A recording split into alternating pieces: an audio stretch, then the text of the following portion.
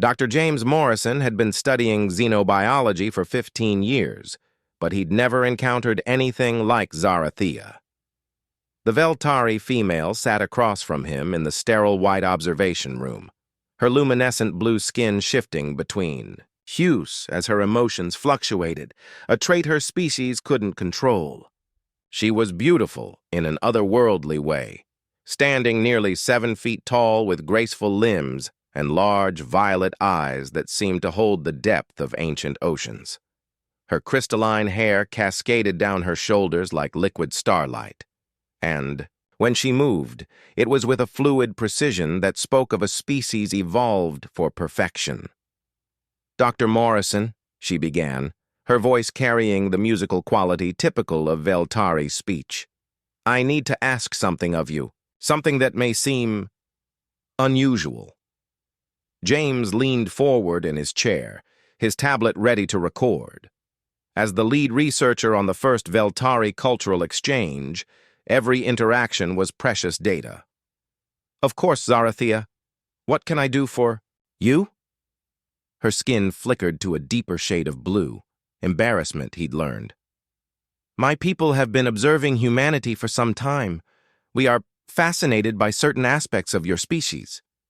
"Such as?" "Your capacity for what you call imperfection." She paused, seeming to struggle with the words. "On Veltar, we have eliminated all flaws.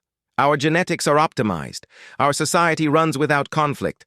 Our art achieves mathematical beauty.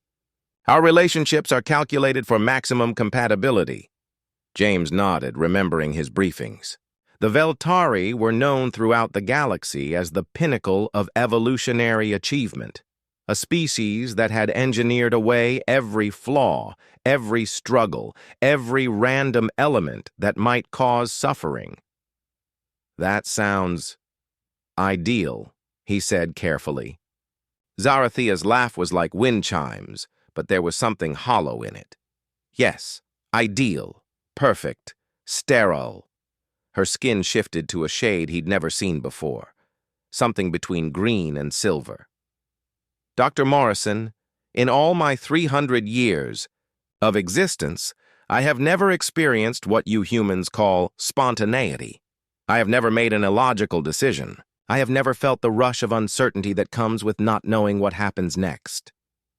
She stood and began pacing, her movements still graceful despite her obvious agitation.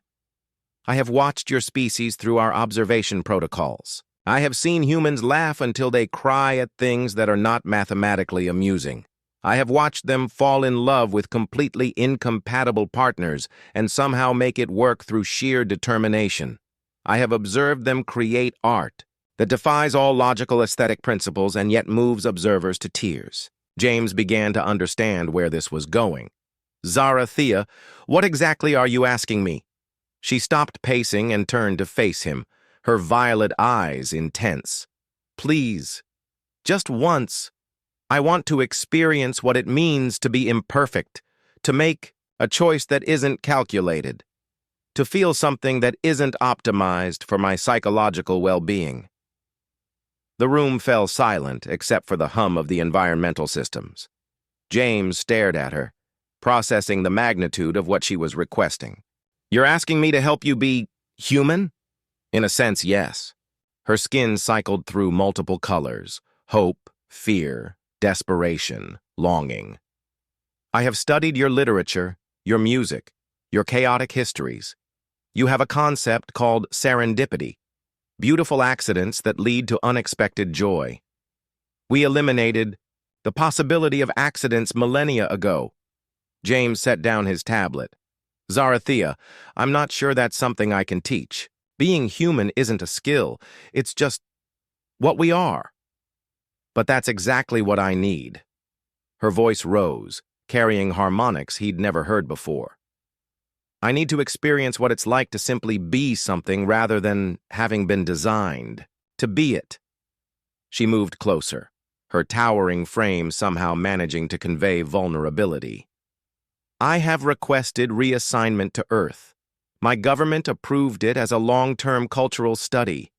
But the truth is, I want to learn how to be flawed. how to make mistakes, how to feel pain that isn't perfectly calibrated for growth. James stood slowly. You're asking me to help you become something your entire species evolved away from. Yes. Something that brings suffering, uncertainty, heartbreak. Yes. Why?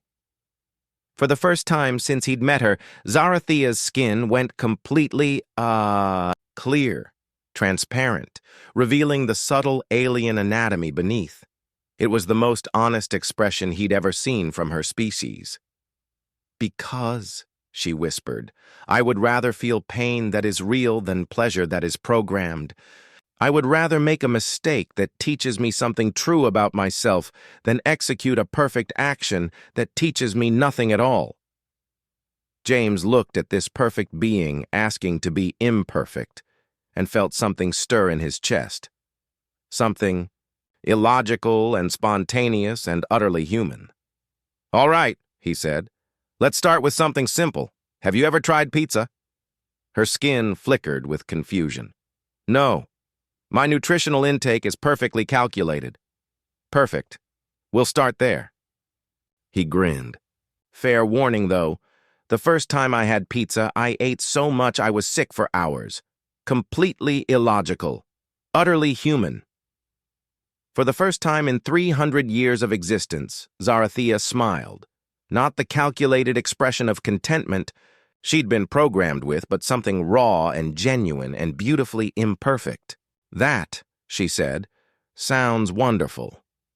And as James led her toward the cafeteria, he realized that sometimes the greatest gift one species could give another wasn't perfection.